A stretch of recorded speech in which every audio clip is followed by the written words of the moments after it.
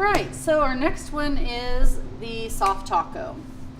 These could actually be assembled and baked as well as like we did the enchiladas, but we're gonna do this as a soft taco. So to start with, again, we have a local butcher we shop from. So we are using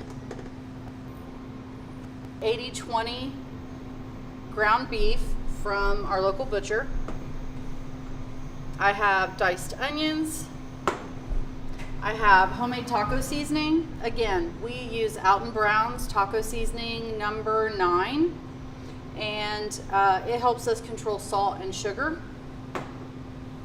Then our toppings are going to be some sliced avocado, garden fresh tomatoes, some Mexican blend cheese. I have some sour cream and some lettuce. In addition, I will be adding some Wheezy's garlic from our local farmers market. All right, so I'm going to start with a little olive oil because again, I buy lean beef from our local butcher.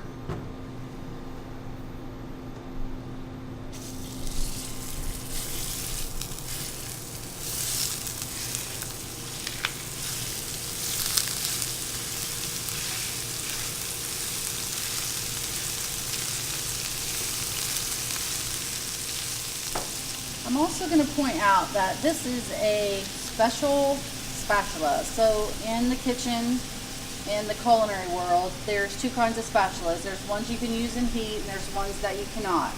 So it's one of my pet peeves when I'm watching cooks on television use a spatula. People assume you can use any spatula.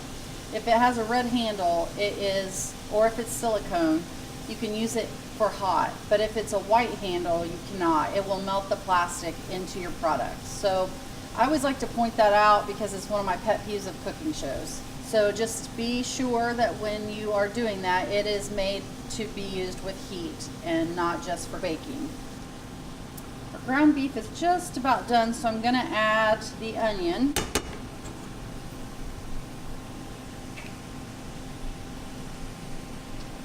If you want to bulk your tacos up, one of the things that we do at home is we dice a lot of vegetables. So we'll put zucchini, summer squash, bell pepper, just anything that you would like in chili or a Mexican dish. Mushrooms, you can dice those up the size of your onion and you can add them, and it bulks up the vegetables in your overall meal. So you're not just getting some lettuce and tomato and a little avocado, but you're actually getting a lot of really good micronutrients and flavors in your dish. Okay, so I'm gonna add our taco seasoning, and I'm also gonna add some of the Wheezy's garlic.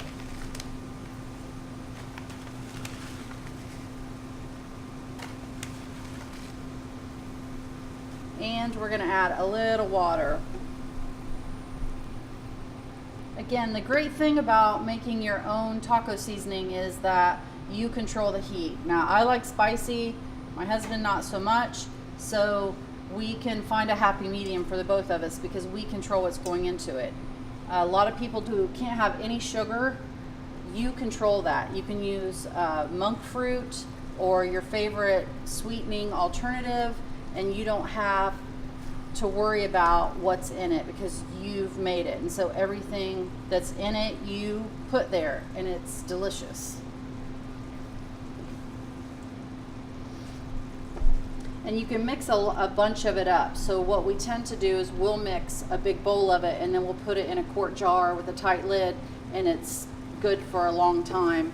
And then you take a quarter cup or tablespoons depending on how much meat you're looking to brown, and you just add it as needed.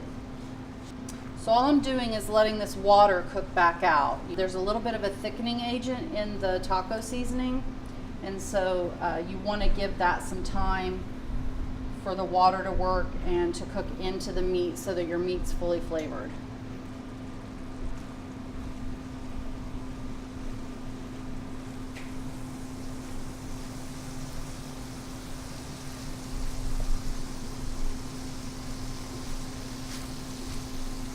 The other thing is if you don't use a lean meat, then I do recommend that you drain the meat before you add your onions and your taco seasoning. Get the meat browned, pour off the excess grease, and then continue with the recipe as I've shown. So our meat is ready. Now we have our toppings. These are the tortillas that we made earlier.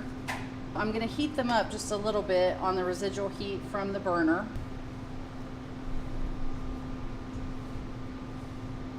All right, so those are warmed through.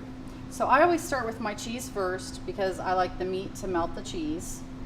And then in addition, I always put a smear of the sour cream right on the actual tortilla instead of trying to make it fit on top. Put a little bit of your meat, a slice of avocado, a little bit of lettuce, and a little bit of tomato.